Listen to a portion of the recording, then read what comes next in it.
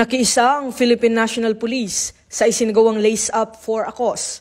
Join the Unity Run for Peace and Development ngayong linggo, September 14, 2025 sa General Headquarters Grandstand, Camp General Emilio Aguinaldo, Quezon City.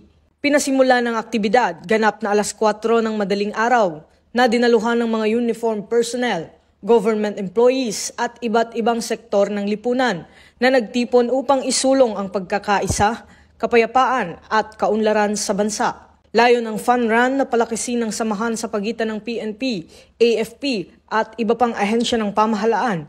Gayon din ang pagpapaigting ng community partnership sa pamamagitan ng sports at healthy lifestyle. Sa pamamagitan ng partisipasyon sa nasabing aktibidad, ipinakita ng PNP ang kanilang patuloy na suporta sa mga inisyatibong nagsusulong ng pambansang pagkakaisa at pag-unlad tungo sa isang mapayapa at progresibong pamayanan.